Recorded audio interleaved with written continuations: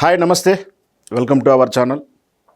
ఈ మధ్యకాలంలో సెలబ్రిటీసు పెళ్ళి దాకా వెళ్ళడం, అంటే ముందు డేటింగ్ వెళ్ళడం, ప్రేమించుకోవడాలు, ప్రేమించుకున్న తర్వాత ఎంగేజ్మెంట్ అవ్వడం, ఎంగేజ్మెంట్ తర్వాత పెళ్ళి అవ్వడం. ఇక మనం ఇంకొక స్టెప్ చెప్పకూడదు, కానీ పెళ్ళైన కొన్నాళ్ళకి విడాకులు. ఇది మనం సెలబ్రిటీ విషయంలో చూస్తున్నటువంటి దశలు అని చెప్పుకోవచ్చు. అయితే ఈ మధ్యకాలంలోనే ప్రముఖ లేడీ క్రికెటర్ స్మృతి మందాన ఎంగేజ్మెంట్ విషయం కూడా మనకు తెలిసిందే కదా. అదే దారిలో ఒక హీరోయిన్, తెలుగు, తమిళ్, కన్నడ, మలయాళం చిత్రాల్లో నటించినటువంటి హీరోయిన్ కూడా ఎంగేజ్మెంట్ క్యాన్సిల్ అయినట్టు కూడా వార్తలు వస్తూ ఉన్నాయి.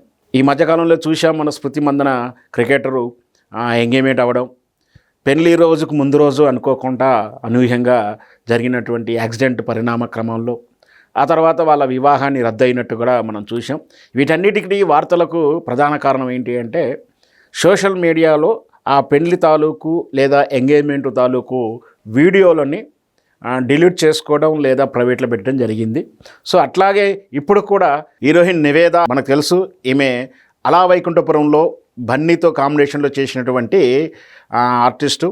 తెలుగులో ఇంకా దాస్ కా ధమ్కి, విరాటపురం ఇట్లాంటి చిత్రాల్లో నటించినటువంటి హీరోయిన్. తను ఒక వ్యాపారవేత్తలతోటి డేటింగ్లో ఉన్నాయని వార్తలు రావడం ఆ మధ్యకాలంలో. ఆ తర్వాత ఈ మధ్యలోనే వాళ్ళు ఎంగేజ్మెంట్ చేసుకోవడం జరిగింది. కానీ అనూహ్యంగా ఈ నివేదిత తన సోషల్ మీడియా అకౌంట్లో ఆ ఎంగేజ్మెంట్ తాలూకు ఆ పోస్టులను డిలీట్ చేయడం జరిగింది. దీంతో ఆ ఎంగేజ్మెంట్ క్యాన్సిల్ అయినట్టుగా రూమర్ అయితే ఒకటి నడుస్తూ ఉంది.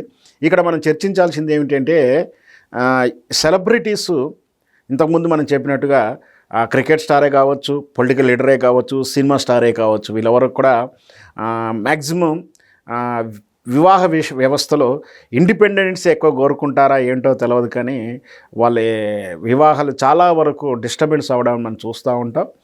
వీళ్ళల్లో ముఖ్యంగా ఏంటంటే, ఈ మధ్యకాలంలో వస్తున్నటి కొత్త తరం వాళ్ళంతా కూడా పెళ్ళికి ముందు ప్రేమకు ముందే డేటింగ్ అని ఒక ప్రాసెస్ స్టార్ట్ చేసి కొంతకాలం నలుగురు తెలియకుండా ఉండడం, ఆ తర్వాత తెలిసేలా తిరగడాలు, ఎక్కడో అక్కడ తిరిగినప్పుడు సోషల్ మీడియా జర్నలిస్ట్ అనుకోండి, ఎవరో ఒకరు అనుకోండి, వాటిని కంపేర్ చేయడం.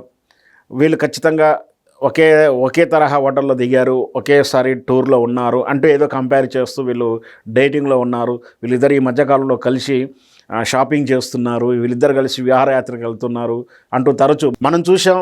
విజయ్ దేవరకొండ, రష్మిక మందన కూడా విషయంలో కూడా చాలాసార్లు అలా వార్త రావడం జరిగింది. వాళ్ళు అవుట్ స్టేషన్లో, అంటే ఇండియా అవతల్లో ఉన్నప్పుడు కూడా ఫోటోలు పోస్ట్ చేస్తే రెండు కంపేర్ చేయడం, వాళ్ళ మధ్య ఏదో జరుగుతుందని ఊహాగానాలు. సరే, ఏది జరిగితేనేమి కాలక్రమంలో ఆ తర్వాత వాళ్ళు ఎంగేజ్మెంట్ దాకా వెళ్ళినట్టు కూడా మనకు అందరికి తెలిసిందే. ఈవెంట్స్ ఫెస్టివల్స్ కూడా చేసుకున్నారు. ఫెస్టివల్ ఫోటోలు కూడా కంపేర్ చేస్తూ ఇది విజయ్ దేవరకొండ ఇంట్లోనే పెళ్లికి ముందే ఆమె అత్తగారింటికి వెళ్ళిందంటూ కూడా వార్తలు చూసాం. అంటే ఇట్లా సెలబ్రిటీసు వాళ్ళు డేటింగ్ పీరియడ్ చేసుకోవడం, ఆ డేట్ పీరియడ్లో వాళ్ళు కలిసి ఉండడం. డేటింగ్ అంటేనే అండర్స్టాండింగ్. వాస్తవానికి ఏంటంటే ఇక్కడ మనం విచారించాల్సింది, బాధపడాల్సింది ఏంటంటే, డేటింగ్ చేయడం అంటే ఏంటంటే ఒకరినొకరు అర్థం చేసుకోవడం, కలిసి ప్రయాణం చేస్తూ, కలిసి స్పెండ్ చేస్తూ, కలిసి వ్యవహరిస్తూ, ఒక 4 కాలాలు ఉంటూ, అంటే 4 వారాలు, నెలలో, 2 నెలల్లో కలిసి ప్రయాణం చేస్తూ, ఈ ప్రయాణంలో వాళ్ళ అభిప్రాయాలు ముందుగా ప్రేమకు, ఆకర్షణకు ఉన్నటువంటి అభిప్రాయాలే ఆ డేటింగ్ పీరియడ్లో కూడా అవే ఉంటే, వాళ్ళ మధ్య నమ్మకాలు, అనుబంధాలు బలపడితే ఫర్దర్ స్టెప్ ఎంగేజ్మెంటు, పెళ్లి దాకా వెళ్ళడం అనేది జరుగుతుంది. డేటింగ్ నిన్నటిదాకా చేసి, నిన్న చూసాం స్మృతి మందాన కానీ, ఇప్పుడు ఈ నివేద హేతురాజు గారి విషయంలో కానీ కలిసి చాన్నాళ్ళు డేటింగ్ చేయడాలు అవేమి చేసుకొని చివరికి ఎంగేజ్మెంట్ కూడా క్యాన్సిల్ చేసుకోవడం, అంటే అభిప్రాయ భేదాలు రావడం అనేది జరుగుతుంది. మరి ఏం కారణాలో తెలియదు, కానీ ఆ డేటింగ్నే అపహాస్యం చేస్తున్నటువంటి సెలబ్రిటీల యొక్క విధానం అయితే మనం ఒకసారి ఆలోచించాల్సిందే. ఏదైనా సరే ఈ మధ్యకాలంలో అంటే సెలబ్రిటీస్ డేటింగ్ని నమ్మడానికి వీల్లేదు, ఎంగేజ్మెంట్ను నమ్మడానికి వీల్లేదు, పెళ్ళిని నమ్మడానికి లేదు, ఆ పెళ్ళైన కొన్నాళ్ళు దాకా కలిసి ఉంటారనేది కూడా నమ్మకం లేకుండా అనేటువంటి విధానం జరుగుతుంది. సరే, ఏదేమైనప్పటికీ ఈ వివాహ వ్యవస్థలో వివాహాలు చేసుకొని నమ్మకంగా జీవితకాలం వాళ్ళు సాఫీగా సాగాలని మనం కోరుకుందాం.